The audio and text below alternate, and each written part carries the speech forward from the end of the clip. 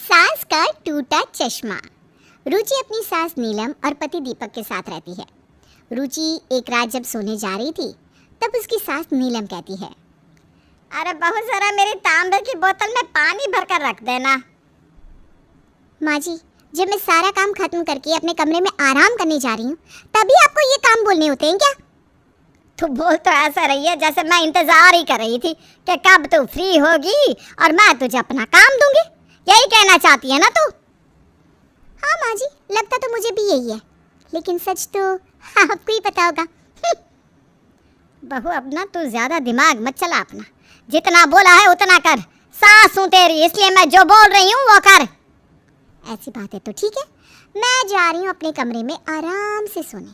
आप यहाँ बैठ कर करो जो करना है, तांबे की बोतल में पानी भरो या तांबा ही बनाओ, लेकिन मैं तो चली।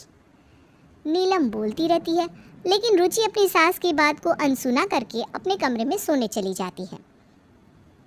नीलम भी गुस्से में धमधमाते हुए रसोई में जाकर पानी ले लेती है और वो भी सो जाती है।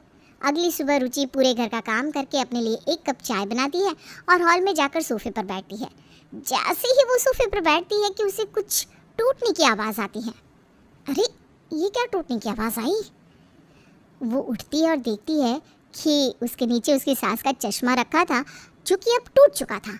ये देखकर वो बहुत डर जाती है और खुद से कहती है, हे भगवान, सुबह तो अच्छी निकाल दी, लेकिन अब ये क्या करवा दिया मुझसे। माँ जी का चश्मा टूट गया, अब तो माँ जी मुझे ही तोड़ देंगी। अब क्या करूँ, माँ जी से कैसे बचूँ? माँ जी तो अभी थोड़ी देर में उठ जाएंगी और उठकर मेरा ही गला पकड़ लेंगी। माँ जी बिना अपना चश्मा कहीं भी रखकर भूल जाती हैं। अब क्या करूँ, यहाँ पर चश्मा पड़ा है। अरे ये कोई जगह है चश्मा रखने की? जब देखो कुछ ना कुछ गड़बड़ी होती रहती है। रुचि काफ़ी डर गई थी क्योंकि उससे उसकी सास का चश्मा टूट चुका था, इसलिए अब वो अपनी सास के उठने का इंतज़ार करती है। कुछ देर बाद नीलम की आंख खुलती है और वो रुचि को आवाज़ लगाती है, बहू, बहू जरा मेरा चश्मा तो ले आ। चश्मे के बिना तो सुबह सुबह नहीं लगती। माँ जी हर वक्त चश्मे में रहती हूँ। अरे कभी कभी बिना चश्मे के भी दुनिया को देखना चाहिए, क्योंकि तब दुनिया का सीधा अपनी आंखों से इंटरेक्शन होता है। और वैसे भी भगवान ने आपको इतनी प्यारी आंखें दी है, तो इन पर चश्मे का पर्दा क्यों डालना? क्या बात है बहू, कल रात तक तो तुम मेरे सर पर सवार थी, मुझसे लड़ाई करने के बहाने ढूंढ रही थी, और सुबह होते ही तेरा हाव भाव बदल गया। अरे यह क्या हो गया है तुझे? मुझे क्या होना है, मैं बिल्कुल ठीक हूँ। हाँ पीना माँ जी कुछ भी सोचती रहती हैं। अच्छा चला बातें मत बना और मैंने जो कहा है वो कर। तूने ही कल रात मेरा चश्मा रखा था ना, जा मेरा चश्मा ला कर दे। माँ जी आप बिना क्यों सुबह सुबह चश्मा चश्मा कर रही हो? लोग तो सुबह सुबह कीर्तन करते हैं, भगवान की पूजा करते हैं, और आप उल्टी गंगा की तरह चश्मा चश्मा कर रही हो। हाँ बहू वैसे तो सही कह रही है। चल मैं आज पहले नहा लेती हूँ और बाद में बाकी के काम करूँगी। रुचि अभी तो बात को संभाल लेती है, लेकिन ये तो शुरुआत ही थी, आगे देखना बाकी था कि होता है क्या। रुचि बेहद डरी हुई थी। उसे डर था कि जब उसकी सास को पता चलेगा कि उससे उसका चश्मा टूट गया है तब उसका क्या होगा। कुछ देर बाद नीलम पूजा कर रही होती है तब, अरे बहू अब मेरा चश्मा ला दे, जरा भगवान के दर्शन तो अच्छे से कर लूं। ये सुनकर रुचि फिर से डर जाती है। माँ जी फिर से चश्मा?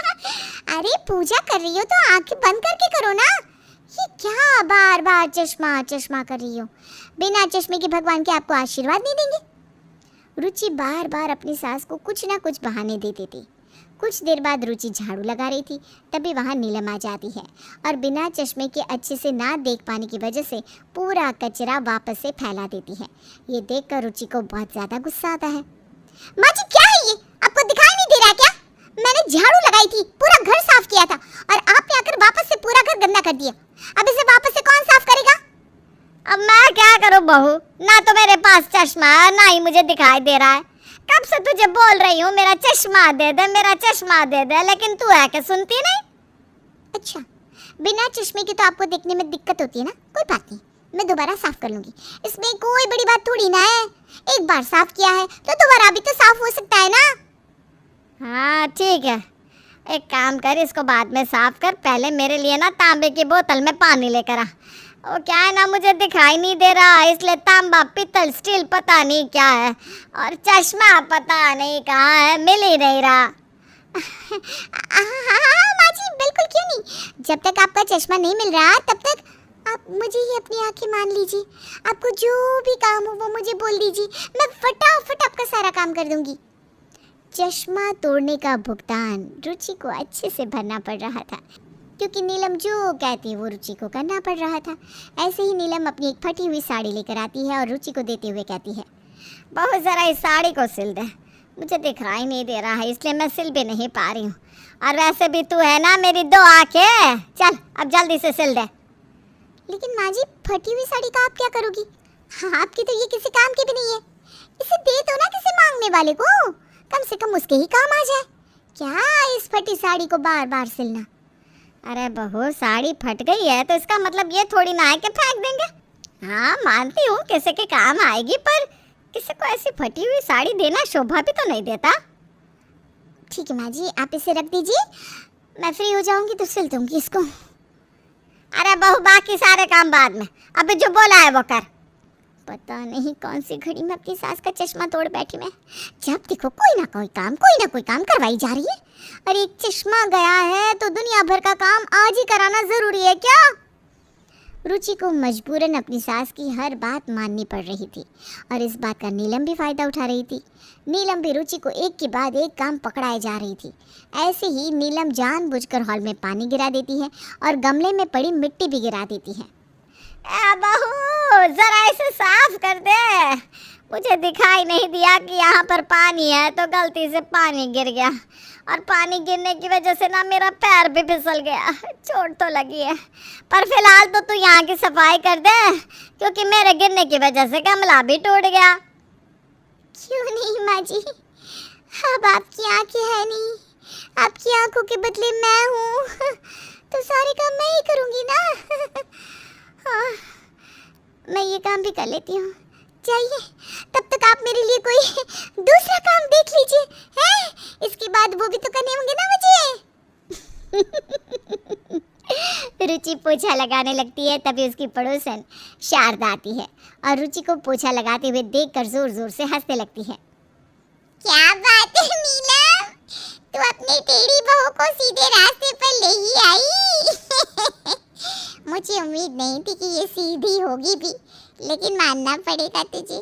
देखो तो जरा कैसे घर पर सफाई कर रही है, और तू वहीं पर खड़े खड़े देख रही है उसे। यही तो दिक्कत है, बिना चश्मे के माँ जी देख ही तो नहीं पा रही। काश सच में देख लेती तो अभी ये काम मैं नहीं बल्कि माँ जी ही कर रही होती। गलती से उनका चश्मा टूट गया और बिन बुलाए मैंने अपने गले मुसीबत को बांध लिया। अभी एक दिन भी बुरा नहीं हुआ था कि रुचि थक गई थी, और नीलम को भी ये देखकर बहुत मज़ा आ रहा था कि बार बार रुचि ही काम कर रही है। ऐसे ही शाम को जब सब लोग खाना खा रहे थे, तभी नीलम खाने में नमक डालते हुए पूरा नमक का डब्बा पलट देती है।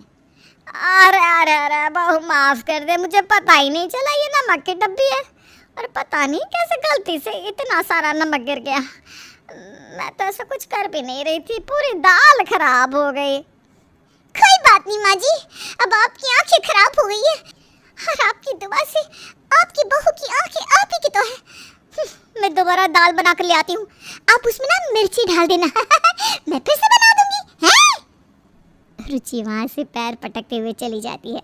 ये देखकर रुचि का पति दीपक अपनी माँ से कहता है, माँ ये क्या है, आप दोनों सास बहू में तो कभी बातचीत भी नहीं होती थी, लेकिन आज तो गजब ही हो गया। मैं कोई सपना तो नहीं देख रहा हूँ ना? अरे नहीं बेटा, ये कोई सपना नहीं है बल्कि हकीकत है, और मुझे भी बहुत अच्छा लग रहा है ये सब देखकर। अच्छा माँ, मैं आपको एक शर्ट दे रहा हूँ, आप उसका बटन लगा दो, मुझे वो शर्ट अभी पहनकर कहीं जाना है। दीपक शर्ट लाकर नीलम को देता है और नीलम उसमें बटन लगाने लग जाती है। तभी रुचि रसोई से बाहर निकलती है और अपनी सास को अंधी आंखों से बटन लगाते हुए देखकर हैरान हो जाती है। माँ जी, आपको तो बिना चश्मे की कुछ दिखाई नहीं दे रहा था, और अब यहाँ पर अपने बेटे की शर्ट में बटन लगा रही हो। मेरी प्यारी बहू, मेरे बेटे ने चश्मे के साथ मुझे लेंस भी लगवा रखे थे, जिस कारण मैं सब देख सकती हूँ। और मुझे पता है कि तूने मेरा चश्मा तोड़ दिया है। मैंने देख लिया था बेटा, इसलिए मैंने सोचा थोड़ी मस्ती कर ली जाए, तो मैंने तुझसे थोड़े मजे लिए। लेकिन सच कहूँ बहू, तुझे इस तरह काम करता हुआ देखकर बहुत मजा आया मुझे। हाँ हाँ, मजा तो आएगा ही ना, आखिर परेशान कितना किया मुझे। परेशान नहीं, बल्कि मैंने तो तुझे तेरे किए की सजा दी है। अब जा, बहस मत कर मुझसे। रुचि का पोपट बन जाता है। ये देखकर रुचि अपना मुंह बनाकर अपनी नजरें झुकाए वहां से चली जाती है।